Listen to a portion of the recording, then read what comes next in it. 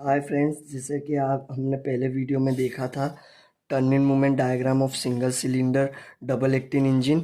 उसके बाद हमने देखा था turning movement of 4 cylinder IC engine. इसके बाद आज हम पढ़ने जा रहे वाले हैं turning movement diagram for 4 cylinder 4 multi cylinder engine. जैसे कि आप देख सकते हो ये टर्निंग मूवमेंट डायग्राम दिया गया हुआ है मल्टी सिलेंडर इंजन का। जैसे कि आप देख सकते हैं इसका जो रिजल्टेंट है, ये जो पूरा डायग्राम है इसका जो रिजल्टेंट है वो क्या है? सम है। सम किसका है? सम है turning movement diagram of 3 cylinder. 3 cylinder जो हैं, जैसे कि हम मल्टी सिलेंडर बात कर रहे हैं तो इसमें बहुत सारे सिलेंडर होंगे। जैसे कि अभी हम बात कर रहे हैं 3 सिलेंडर की, तो ये जो इसका जो रिजल्ट आएगा मल्टी सिलेंडर इंजन है उसका जो टर्निंग मूवमेंट का जो रिजल्ट होगा वो सम्मिशन होगा या सम होगा। किसका सम होगा? Turning movement diagram of 3 cylinder का। तीन सिलेंडर का जो टर्निंग मूवमेंट डायग्राम है उसका सम होगा इसका रिजल्टेंट। किसका रिजल्टेंट? मल्टी सिलेंडर इंजन का। अब हम बात करते हैं इसके बाद in case of 3 cylinder engine. अगर हम एक केस लेते हैं जिसमें 3 सिलेंडर इंजन है, द क्रैंक जो क्रैंक है उसको हम रखेंगे किस पे? प्लेस करेंगे or place at 120 degree to each other. एक दूसरे से 120 डिग्री हम रखेंगे क्रैंक को, अगर ये 3 सिलेंडर इंजन है। इसके बाद लिखा है it is important to note that. ये अनिवार्य है नोट करने के लिए क्या? द फर्स्ट सिलेंडर, ये सबसे मेन पॉइंट मुझे लगता है इसमें जो दिया है द फर्स्ट सिलेंडर। हम 3 सिलेंडर की बात करें, जो पहला सिलेंडर होगा वो क्या होगा? हाई प्रेशर सिलेंडर होगा। जो सेकेंड सिलेंडर होगा वो इंटरमीडिएट सिलेंडर होगा, इंटरमीडिएट।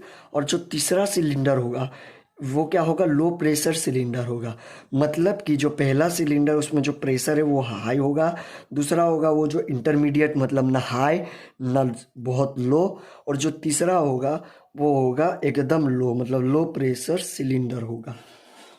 अब हम बात करते हैं इंट्रोडक्शन ऑफ फ्लाईव्हील। अभी तक हमने स्टार्ट किया था ये जो टॉपिक है टर्निंग मूवमेंट ऑफ डायग्राम, उस टर्निंग मूवमेंट ऑफ डायग्राम का इंट्रोडक्शन की बात की थी। अब हम बात करने जाने वाले हैं टर्निंग मूवमेंट ऑफ फ्लाईव्हील के बारे में।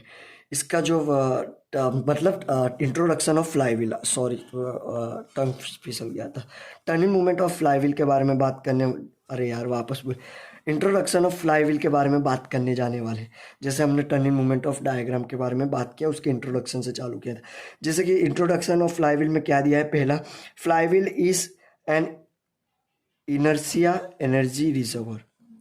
फ्लाईव्हील क्या है? इनर्शिया है। इनर्शिया एनर्जी रिजर्वर है। इनर्शिया जो एनर्जी होती है उसको रिजर्व करके रखता है, बचाता है, उसको स्टोर करता है। तो पहले में ये दिया गया है। दूसरे में दिया गया है जो फ्लाईव्हील है ये किससे बनता है? ये बनता है made of heavy mass to accommodate high storage of energy. Heavy mass किसके लिए हम यूज़ करते हैं? जितना ज़्यादा मास होगा उतना ज़्यादा एनर्जी स्टोर होगा। इसी के लिए फ्लाईव्हील आप देखोगे तो बहुत भारी होता है। और पहले पे बात की थी इनर्शिया जो एनर्जी है उसको रिजर्व करने के लिए फ्लाईव्हील यूज़ होता है। और ये जो फ्लाईव्हील है ये मेड बना किससे होता है? बहुत हेवी मास, बहुत भारी मास से बना होता है। ये किस लिए होता है? To accommodate high energy, high storage of energy. इसके बाद हम बात करें जो flywheel is always connected between. देखो फ्लाईव्हील हमेशा कहाँ होता है, कहाँ कनेक्ट होता है? हमेशा किसके बीच में कनेक्टेड लगा होता है? बिटवीन एनर्जी सोर्स बॉडी, जो सोर्स है जैसे कि इंजन, और एनर्जी लोड। एनर्जी लोड मतलब एनर्जी लोड मतलब ट्रांसमिशन। एनर्जी सोर्स किस क्या होता है? गाड़ियों में इंजन एनर्जी सोर्स होता है। और एनर्जी लोड मतलब बाद में, उसके बाद ट्रांसमिशन के बाद जितने भी आते हैं वो एनर्जी लोड होते हैं। तो इनके बीच में लगा होता है फ्लाईव्हील। अब हम बात करते हैं during the rotation of flywheel. जब फ्लाईव्हील रोटेट करता है तब इट स्टोर, ये क्या करता है? स्टोर करता है। एक मिनट, ये करता है स्टोर एनर्जी। क्या करता है? एनर्जी को स्टोर करता है in the form of kinetic energy. Kinetic energy के फॉर्म में, जैसे कि लिखा है काइनेटिक एनर्जी के फॉर्म में ये एनर्जी स्टोर करता है when energy supply by source. जब energy supply, when energy supply by source is more than the energy required by load. जब एनर्जी सप्लाई किया जाता है जब सोर्स से और जब एनर्जी मोर ज़्यादा होती है एनर्जी रिक्वायर्ड बाय लोड। जो एनर्जी रिक्वायर्ड है, लोड जो है हमारा, उसको एनर्जी रिक्वायर्ड है उससे ज़्यादा हो अगर एनर्जी सप्लाई हुई सोर्स से, तो ये क्या करता है? स्टोर कर लेता है एनर्जी काइनेटिक एनर्जी के फॉर्म में। इसके बाद हम बात करें flywheel release the store energy. Flywheel क्या करता है? जो स्टोर एनर्जी है उसको रिलीज करता है। कब रिलीज करता है? When the energy required by the load. जब एनर्जी रिक्वायर्ड है मतलब ज़रूरत है लोड को, इज हायर, जब लोड जो है उसको एनर्जी की ज़रूरत है, ज़्यादा ज़रूरत है, then energy supply by the source. Energy जो सोर्स है हमारा, जो इंजन है, उससे ज़्यादा उससे ज़्यादा जो लोड है उसको एनर्जी ज़्यादा चाहिए जितनी सप्लाई हो रही है सोर्स से, तब ये अपनी एनर्जी रिलीज़ करता है। इसके बाद हम बात करें फ्लाईव्हील में बी अ सॉलिड डिस्क और रिम डिस्क। फ्लाईव्हील किस तरीके से दो हो सकते हैं? ये दो टाइप है, सॉलिड डिस्क और रिम डिस्क। इसको आगे हम देखेंगे। इसके बाद हम ये इंट्रोडक्शन बात कर ले। इंट्रोडक्शन में क्या हमने बात किया? सबसे पहले इनर्शिया एनर्जी रिजर्वर है। दूसरा हमने बात की ये किससे बनता है?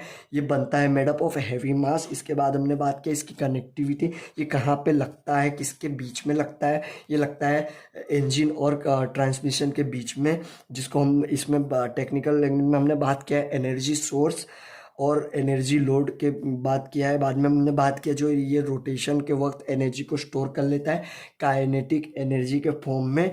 इसके बाद हमने बात किया जब ये एनर्जी कब स्टोर करता है? जब एनर्जी जो रिक्वायर्ड है लोड को, उससे ज़्यादा एनर्जी प्रोड्यूस कर रहा है। अब शब्द को ध्यान दीजिएगा तो आपको समझ में आएगा। तब ये स्टोर करता है। अब हम बात करें जब ये रिलीज़ कब करता है? जब एनर्जी रिक्वायर्ड जो रिक्वायर्ड एनर्जी लोड को है, वो रिक्वायर्ड एनर्जी नहीं मिल रही है। किससे? एनर्जी सोर्स से। तब ये जो फ्लाईव्हील है वो एनर्जी रिलीज करता है। और ये किस टाइप के जो होते हैं? एक होता है सॉलिड डिस्क और दूसरा होता है रिम डिस्क। अब हम बात करते हैं द फंक्शन ऑफ फ्लाईव्हील। देखिए मैं 2 वीडियो बना दिए हैं, ये तीसरा वीडियो है। ये वीडियो मैं चाहूँ तो बोर्ड पे भी कर सकते, पर मेरा मेन इंटेंस है ये बुक को फोकस करके क्यों कर रहे। देखिए हम जब एग्ज़ाम में बैठते हैं तब टॉपिक पूछाता है तो उस टॉपिक के बारे में समझ एक अलग चीज़ है। जो समझ जो होती है वो हमारे साथ लॉन्ग टाइम जाती है, पर जब हमें मास गेन करना होता है, मास मतलब कुछ टॉपिक है उसके बारे में 4 मार्क्स 5 मार्क्स या फिर 7 मार्क्स में पूछ लिया, तो वो जो समझा हुआ है वो बात तो ठीक है, पर उसके लिए हमारे पास पर्याप्त कंटेंट होना चाहिए लिखने के लिए कि हम अगर 3 मार्क्स का है तो 1.5 पेज भरे होने चाहिए। मतलब इतना कंटेंट होना चाहिए। ऐसा नहीं कि आप 2 पैराग्राफ लिख दो, 5 लाइन लिख दो और आप सोचो कि आपको 5 मार्क्स मिल जाए। इसके लिए हम नोटिस कर रहे हैं कौन सी कितनी कितनी बातें हैं इसके बारे में